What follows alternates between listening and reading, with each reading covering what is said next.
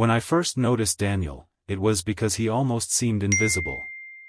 He sat in the very back corner of our classroom, always in the same seat, always with the same straight posture. While the rest of us talked, laughed, and sometimes argued, Daniel barely spoke. His dark eyes watched everything with a calm, unreadable expression. People called him the quiet kid. At first, it was harmless teasing. Then the rumors started. Someone said he never smiled. Someone else said they once saw him staring at a dead bird behind the school. Another person claimed he didn't react when a basketball hit him in the face during gym. Soon the word started spreading. Psychopath. High school is a strange place. Labels stick quickly, and once they stick, they're almost impossible to remove. I didn't know Daniel personally, but I'll admit, I believed the rumors too. Until the day everything changed. It was a cold Tuesday morning in October. Our English teacher, Mrs. Harper, assigned a group project about storytelling. We had to work in pairs. When she started reading the pairings, I was half listening, doodling in my notebook. Daniel Carter, and Alex. Alex was me. I froze. A few students turned around to look at me with expressions that were somewhere between amusement and sympathy. Good luck, someone whispered. Daniel didn't react. He simply stood up, picked up his notebook, and walked over to the empty desk beside mine. "Hello," he said quietly. His voice surprised me. It was calm and polite, not creepy or cold like people always joked about. Hi," I replied. For the first few minutes, we just sat there awkwardly. Then he said, "Would you like to divide the work evenly, or collaborate on the whole story?" His tone sounded like a business meeting. Collaborate, I guess." He nodded once. Okay. That was the start.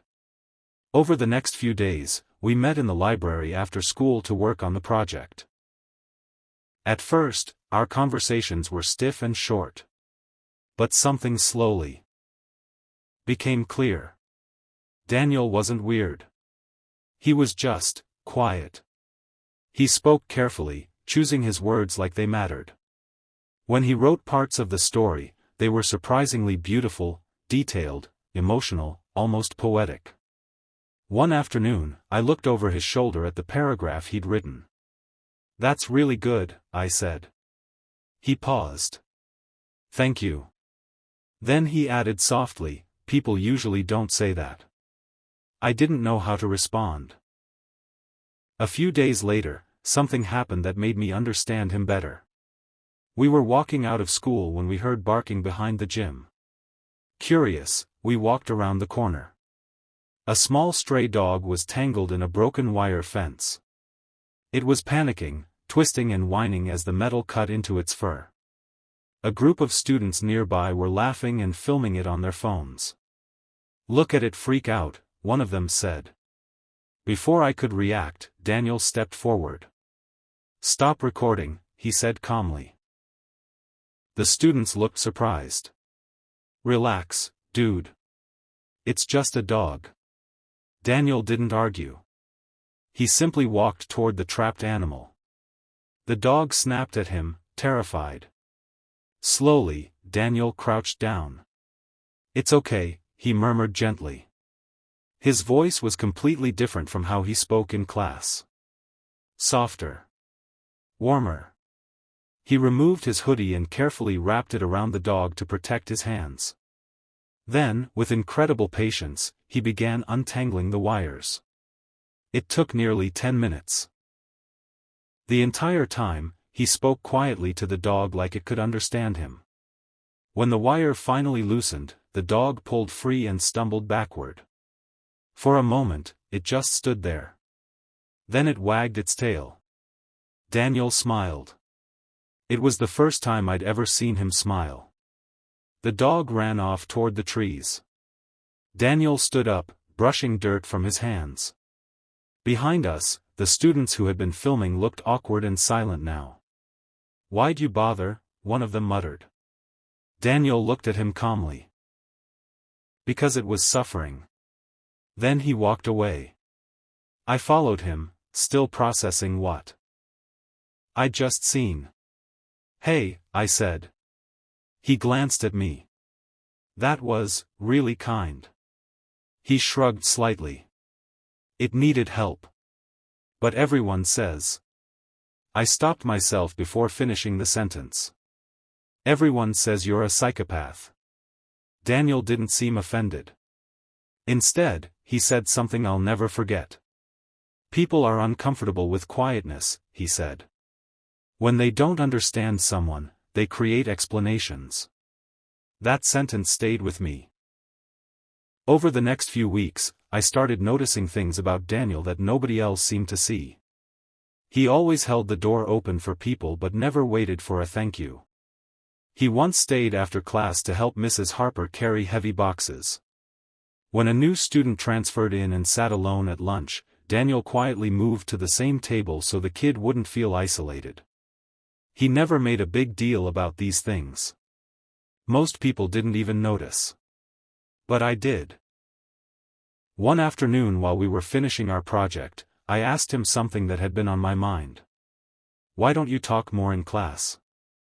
He thought about it for a moment. Because people don't always listen, he said. Then he added, listening is more useful. Our story ended up being the best in the class. Mrs. Harper even read part of it aloud. For the first time, people looked at Daniel with something other than suspicion. Respect. After class, a few students even told him the story was good. He nodded politely, but I could tell he wasn't used to the attention. A week later, I overheard someone whisper again. Isn't that the psychopath kid? Before I could say anything, another student replied. No, he's just quiet. It wasn't a huge change. But it was a start. By the end of the semester, Daniel and I had become real friends. One day while we were walking home, I asked him something that had been bothering me since the beginning. Does it bother you? The rumors? He was quiet for a moment. Sometimes, he admitted. Why don't you defend yourself? He looked up at the sky, thinking. Kindness speaks louder than arguments, he said. Eventually people notice. I realized then how strong he actually was. Most people fight rumors with anger. Daniel fought them with patience. And kindness. By the time the school year ended, the word psychopath had almost disappeared. Now people described him differently.